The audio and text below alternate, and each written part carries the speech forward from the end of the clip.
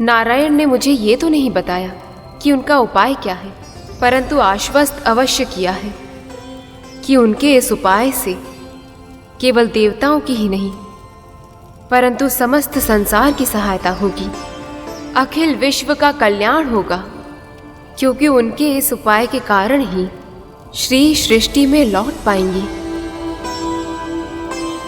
अर्थात आपके कहने का अर्थ यह है कि माता लक्ष्मी और प्रभु विष्णु का विरह समाप्त होने वाला है। दोनों फिर से एक होने वाले हैं। ये तो बहुत ही शुभ समाचार है अदिति माँ। हमें शीघ्र ही विष्णु लोक की ओर प्रस्थान करना चाहिए। शीघ्रता में किया हुआ कार्य हानिकारक भी हो सकता है गरुड़।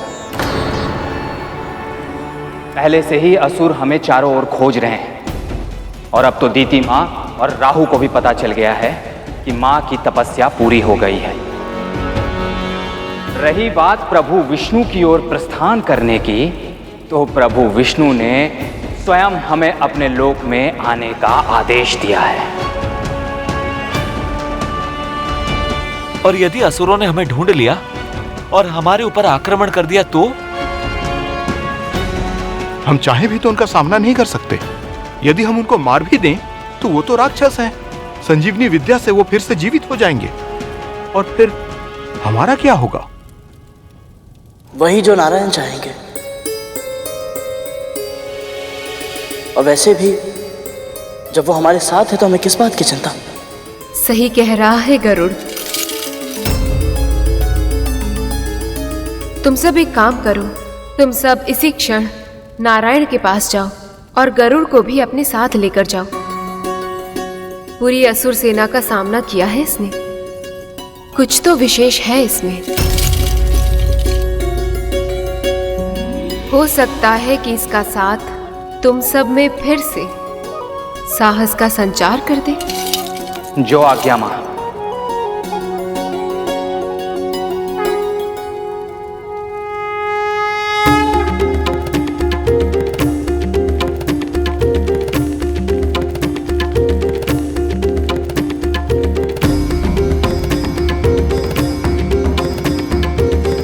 आशीर्वाद दीजिए दीदी माँ।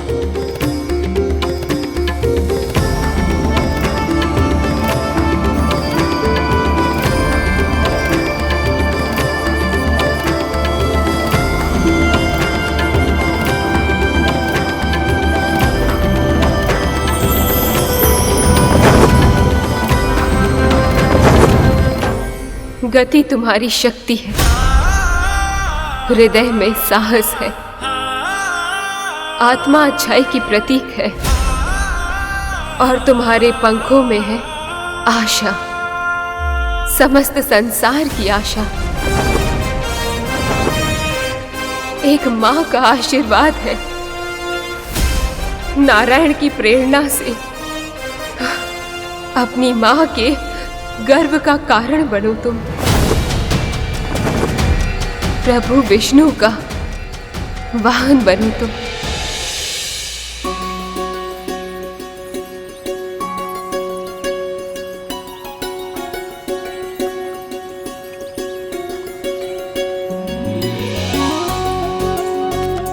दीदी के सामने तो बोल नहीं पाई, पर सत्य तो ये है कि आज पहली बार गरुड़ कद्रू दीदी की दास्तां से मुक्त होकर प्रभु विष्णु के कार्य के लिए गया है। इस बात से मैं इतनी प्रसन्न हूँ, इतनी प्रसन्न हूँ। ऐसा लग रहा है जैसे उसके नहीं मेरे ही पैरों की बेड़ियां खुल गई हों।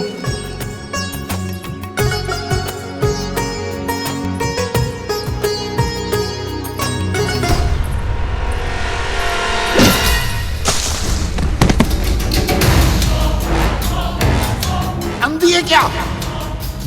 दिखाई नहीं देता?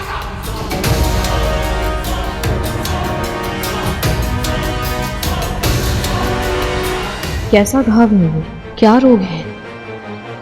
ये गंध इन्हीं घाव की लग रही है। कौन है ये लाचार व्यक्ति?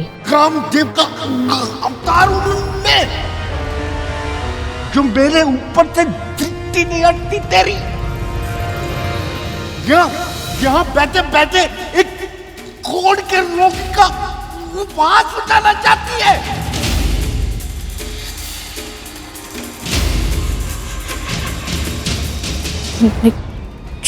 क्षमा कीजिएगा बाबा। अब वट वृक्ष की तरह जड़कर खानी क्यों है? चल भाग यहाँ से, भाग।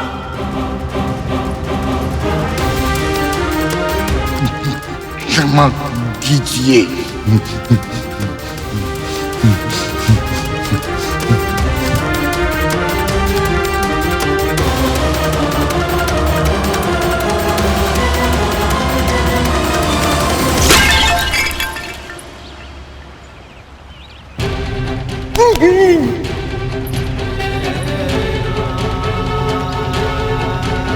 गड़ा नहीं फूटा, भाग्य फूट गया मेरा। आयु में शांति से तो कुछ जल भी नहीं पी सकता।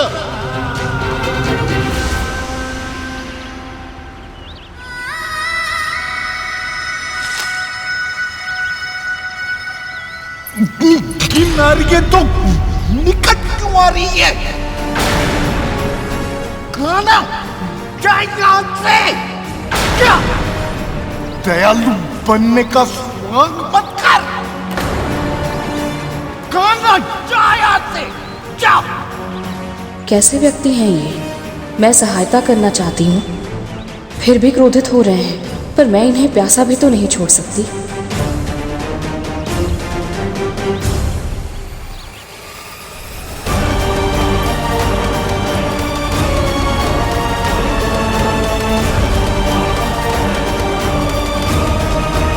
अभी मन नहीं भरा तेरा और चिढ़ा रही है। देख नहीं रही मेरे हाथ कांप रहे, ये भी गिर जाएगा। जल पिलाना है तो अपने हाथ से पिला, वरना जाया।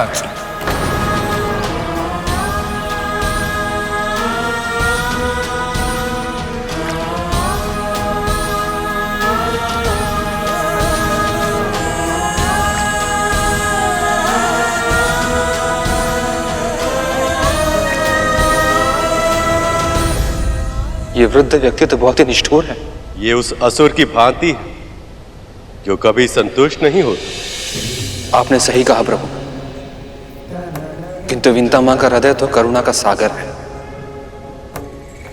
किसी के भी कष्ट का आभास पाता है तो क्षण भर में पिघल जाता है। पर आज उनकी करुणा नहीं, सेवा की परीक्षा होगी। हाँ शेष, अब देखना यह है कि क्या देवी विनता अपनी सेवा से उस वृद्ध का हृदय पिघला पाती हैं या नहीं। पर यह सब बाद में, अब तुम अपने प्रिय भाई से मिलने की तैयारी करो।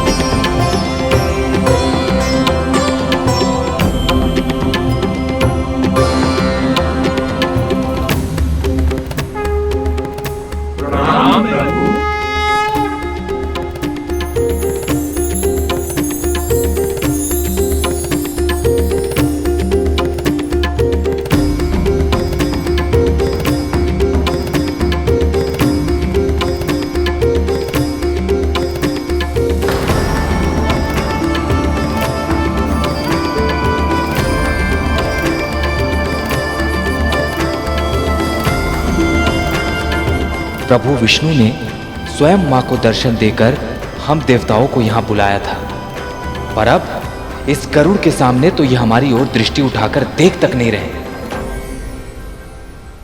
प्रभु, मैं बता नहीं सकता, इस तरह आपको शेषनाग भैया की शैया पर विश्राम करते देख मुझे कितनी प्रसन्नता हो रही है।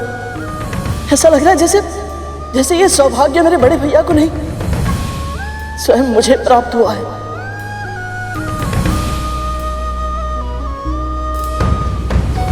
मुझे स्मरण है, पिछली बार जब मैं वैकुंठ आया था तो यहाँ की आभा फीकी थी, वातावरण निस्तेज। परंतु अब आप समाधि से बाहर आ गए प्रभु, और यहाँ की आभा तनिक लौट आई।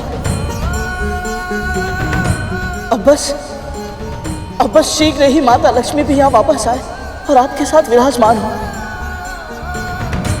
माँ के वर्णन के अनुसार वैकुंठ की जो छवि मेरी मन की आंखों ने बचपन से देखी थी वो पूरी हो जाए।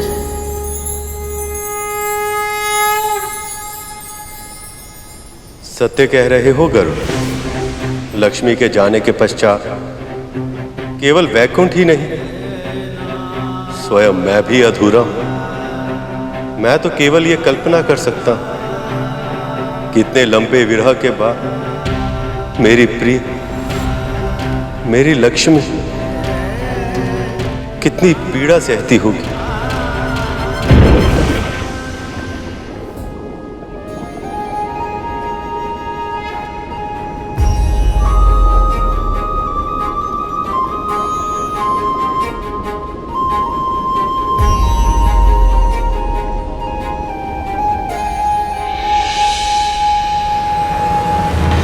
प्रभु,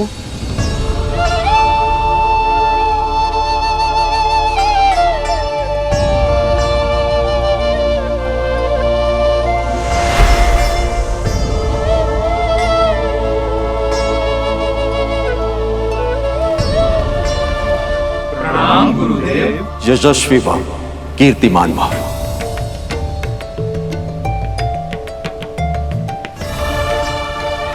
प्रभु विष्णु जब जब ऐसे गहन विचारों में लीन होते हैं, तब तब सदैव ही कोई ना कोई उपाय, कोई ना कोई विचार उत्पन्न होता है जो सृष्टि को पूरी तरह से परिवर्तित कर देता है।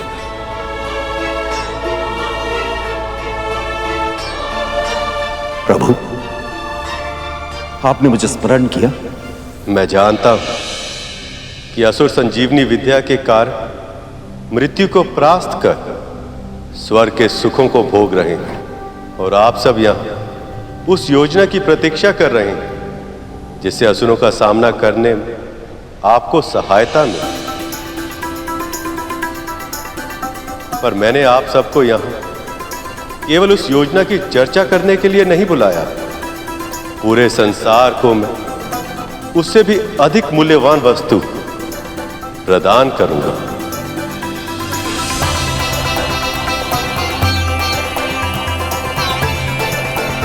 महर्षि दुर्वासा के श्राप के बाद देवी लक्ष्मी के साथ साथ कामधेनु, ऐरावत, उच्च श्रवा, रंभा और अनेक अन्य रत्न भी स्वेच्छा से समुद्र के भीतर समा गए थे, और अब उन्हें वापस लाने के लिए, संसार के कल्याण के लिए आप सबको मिलकर क्षीर सागर का मंथन करना होगा।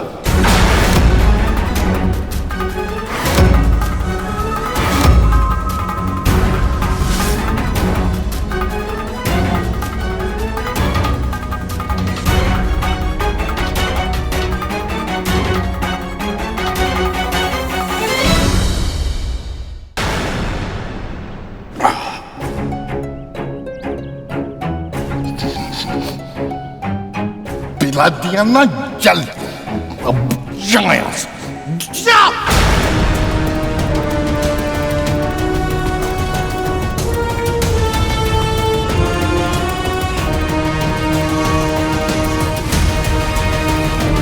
कीड़े पड़े तुझे, पशु नोट नोट के खाए तुझे।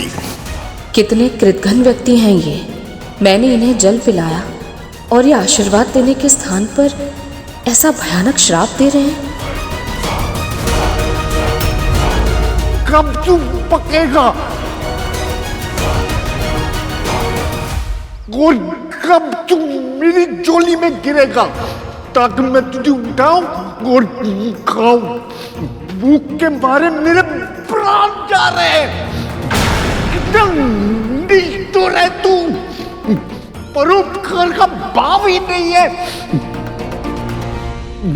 इस वृद्ध पर तुझे दया नहीं आ रही।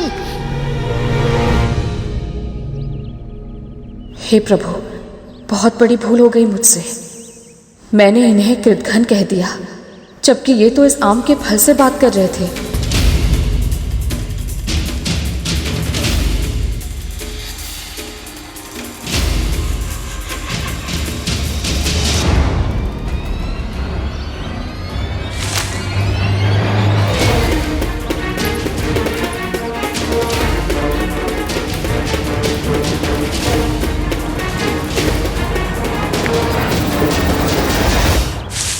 अब क्या मारेगी मुझे?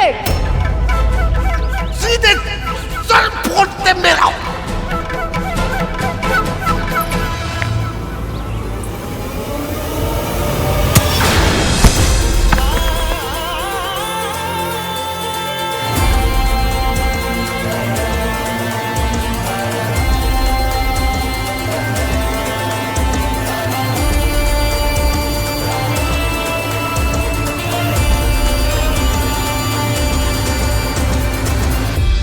आप इतने भूखे थे बाबा?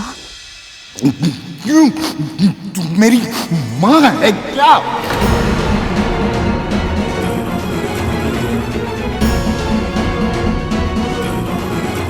भूख से मेरे प्राण आज निकले या कल? तुझे क्या? ऐसा क्यों कह रहे हैं आप? सच सुनने में कष्ट हो रहा है, कड़वा है पर सच है। मैं कैसे जी रहा हूं जब तेरे प्रभु को इसकी चिंता नहीं, तो तुझे क्या है? ऐसा नहीं है बाबा, मेरे प्रभु विष्णु किसी के कष्ट से अनभिज्ञ नहीं है। प्रभु, तेरे प्रभु मुझे सिखा रही है। सूर्य को उगते और अस्त होते मैंने तुझसे कहीं अधिक देखा है, समझी? यदि तेरे विष्णु में दया होती तो इस तरह इतने भयानक रोग के साथ मैं अकेला मृत्यु की प्रतीक्षा नहीं कर रहा होता, समझी?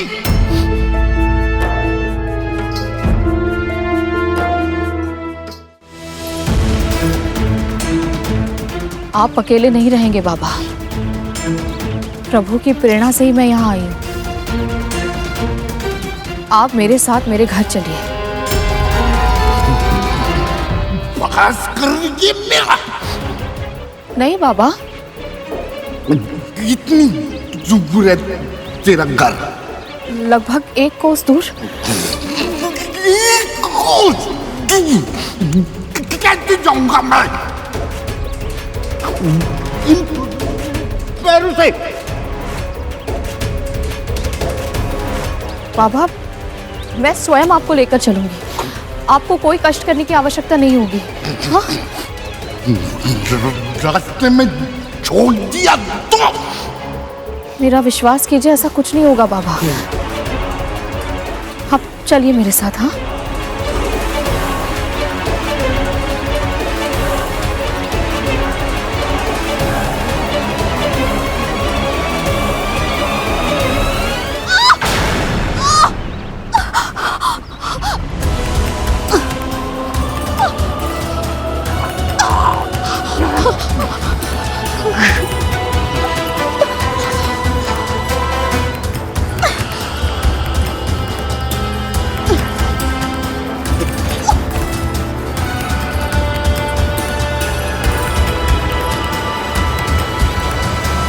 इतने विशाल क्षीर सागर का मंथन होगा कैसे प्रभु? ऐसी मथनी जो संपूर्ण श्री सागर को मत दे, और ऐसी रस्सी जो मथनी को बांध ले, ऐसी दोनों वस्तु का प्रबंध कहां से होगा प्रभु? और यदि हम सब ये प्रबंध कर भी लें तो मथनी का संचालन करने के लिए बहुत अधिक बल की आवश्यकता होगी।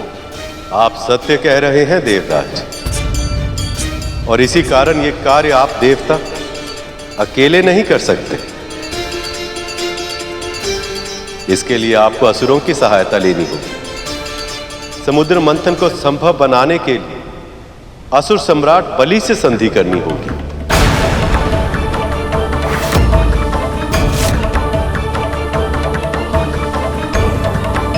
विष्णु जी चाहते हैं कि मैं असुर राज बलि से संधि करूं, उन असुरों से जिन्होंने मुझसे मेरा स्वर्ग लोक छीना, जो हमारे प्राण के पीछे ऐसे पड़े हैं कि हमें छुपते फिरना पड़ रहा है। ये संधि नहीं होगी, कभी नहीं। पक्षीराज गरुड़ के साहस भरे कारनामे देखने के लिए चैनल को सब्सक्राइब करें और साथ ही बेल आइकॉन दबाना न भूलें।